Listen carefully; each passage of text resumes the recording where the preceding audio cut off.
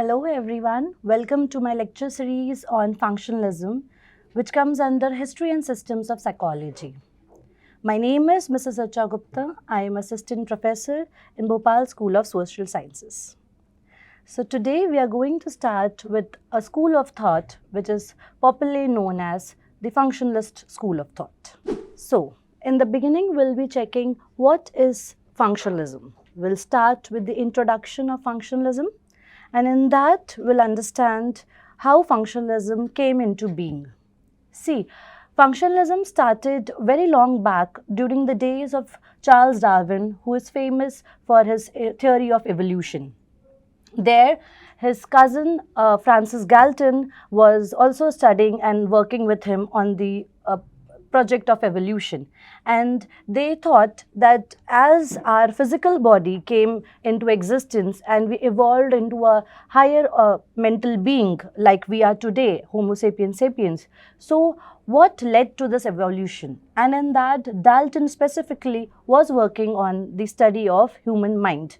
And from there, the basic foundation of the school of thought, functionalism, started. Though it was not known as functionalism that time, but it is an antecedent to this school of thought. Now, to understand what is the functionalism, we'll first look at its definition. Functionalism, a pivotal psychological theory, explores the functions and purposes of mental processes. See, functionalism, it's all working about the functions of our human mind. What men do and why do they do it was their basic concept. They wanted to understand that if a person gets scared of lightning, so why do we get scared of lightning? What makes it so scary? And if a person feels a certain way for someone special, why do they feel like that? What are those emotions? What are those things which trigger such emotions and such behavior and such feelings?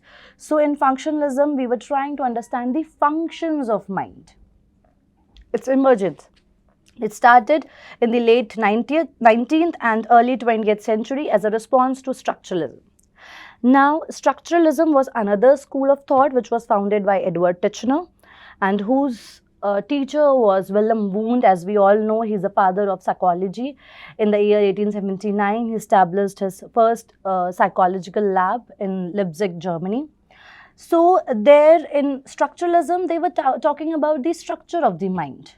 If in functionalism, we were talking about what men do and why do they do it, in structuralism, they were understanding the basic elements of human experiences and how these basic elements help and combine to form more complex experiences. So it was all about the elements of human consciousness. And as per structuralism, what were those elements? Those elements were sensation and perception. These were those elements in which structuralism was working upon. Functionalism came as they wanted to understand that structure is fine, structure is okay, but what about the reason why? They wanted to get the answer to why a person is doing what he or she is doing. So the key focus of functionalism was it shifted attention from introspection to understanding how mental processes contribute to adaptation and goal achievement. So as I've said, that structuralism was working on the basic elements of mind, and how they were testing these basic elements through introspection. Now introspection is knowing about your feelings and knowing about yourself. So it was a very subjective thing. And functionalism wanted to focus more on the objectivity. So then what happened? It laid the foundation for studying behavior in real world context, steering psychology towards the experimental setup. So though in structuralism also they were learning about the human mind and behavior in a very experimental way, but functionalism gave more relevance to observation, to falsifiability, to more of the scientific nature we were advancing through. Now we'll see the pioneers of functionalism who has worked for the school of thought and founded the school of thought and have made several advances in the school of thought. So pioneers of functionalism were, first we'll talk about William James. He was renowned as the father of American psychology. James championed the pragmatic approach to understanding the mind. So William James, he was the one who started working on this concept of functionalism. He founded it and he wanted to know more about the human mind and behavior. Then came John Dewey. He emphasized the role of psychology in improving society through education and social reform. John Dewey's famous article, The Reflex Arc Theory, which he published in the year 1905, was very famous to understand what are the reflex actions which make a person do or perform certain behavior in certain situations. Then came James Angle, a key figure at the University of Chicago. Angle explored the functional aspects of consciousness. So Angle was trying to understand that how the consciousness work, how the moral standards work, how everything a person defines right and wrong, it works. So then the principles of functionalism. Now, first principle is that functionalism has an adaptive nature. Functionalists believe that mental process evolved to help individuals adapt to their environment. Now, when we are talking about that, functionalism has this theory that as the human mind evolved and we get to the stage where we are right now, we have adapted to a lot of situations. Our mind has adapted to a lot of situations which has helped us to survive. As in the theory of Charles Darwin, the fittest will survive. That is how our mind also survived on certain situations which otherwise could have led to the extinction. But because this concept of when we are able to survive, we'll be able to grow. So this came as a first principle that in functionalism, that they were trying to understand the adaptive nature of mind, that how the mind adapts in different situations. Like if there is a fire and if our mind commands us to run away. So this has, during the course of evolution, it has happened that in fire, people have lost their lives, people have lost their dear ones. So now they are conditioned and they are in their evolutionary process, they have understood that it is something which is dangerous, so we have to stay away. Then functionalism had a very holistic view, focused on the whole experience rather than isolated elements, considering the interaction between various mental functions. Now, in functionalism, they were talking about various other mental functions, about the cognitive, not the cognitive process, but what are the thinking processes involved, how the man is thinking in a certain way.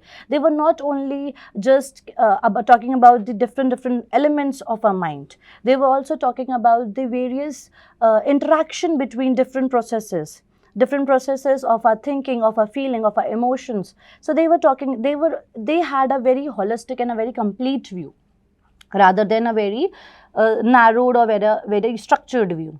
So real world context. The other principle is functionalism advocated studying behavior in its natural environment to comprehend its purpose and significance. Now, in structuralism, we were seeing that a lot of observations or a lot of study was being done under the laboratory setup. Now, as we all know that the real world setup is different than the laboratory setup. So it was very essential to understand. Most of the time we are in our real world setup. So we have to understand how our functions of our mind works in the real world setup. In laboratory, it will tell the person, it will prepare the person that there is something which is going to come to test your patience or your frustration. So the person is prepared for it. But in a real world setting, when something out of the blue comes into the existence and something very surprising happens, then how we react. So functionalism was trying to understand that part of our human mind. Now, we are going to understand the Chicago schools of emergence. There were two schools of thought in functionalism, the Chicago and the Columbia. So we are going to see the Chicago schools of emergence. So setting the stage, early 20th century Chicago, a bustling urban environment provided an ideal backdrop for functionalist exploration. Why Chicago? Chicago was densely populated during that time, and there were a lot of things.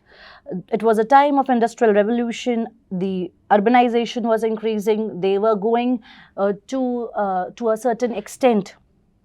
to certain another level of evolution was happening. So people were getting more socialized and a lot of things were happening. So it was a great place to start with the studies of the different aspects and the different functions of how the human mind thinks.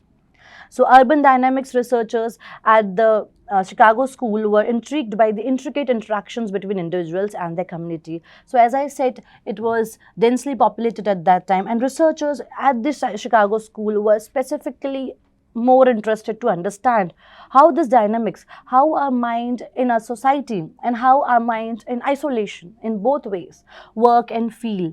And they wanted to understand all this. So now the influential figures, if we see at the Chicago School, though William James was the founding father of functionalism, but when we talk about the Chicago School, we have three main persons who have worked for it. It is John Dewey, James Angle, and Harvey Carr. So we'll see them one by one. John Dewey. Beyond functionalism, Dewey's philosophy extended to education and democracy, emphasizing hands-on learning. So the people who are in the field of education, the teaching field of education, and the students who are in the B.Ed or D.Ed and M.Ed courses, so they know the contribution of John Dewey. John Dewey has worked a lot in the field of education, and his philosophy that education and democracy, emphasizing hands-on learning. He was the one who said that the children should first experience things, experiment with things, and then it will be very helpful for them to learn new things, to understand new things.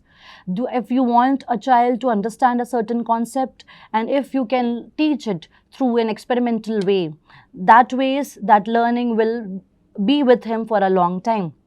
So this is how he was conducting experiments on how the learning takes place, how the mind comprehends learning. So John Dewey was not only limited to functionalism, but this particular approach also led to a lot of things which started with the behaviorism school of thought. James Angle explored functional psychology in connection with child development and education. James Angle also, he worked a lot in understanding the developmental psychology.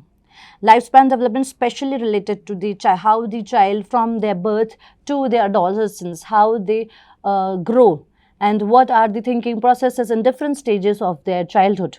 So they were working, James Angle was working on it. And he also published a paper, Psychology, in some 1900s, and it also emphasized the importance of the understanding of mental processes in the earlier child development, which can lead to a more fulfilled adult who is more sensible and more morally correct in those times.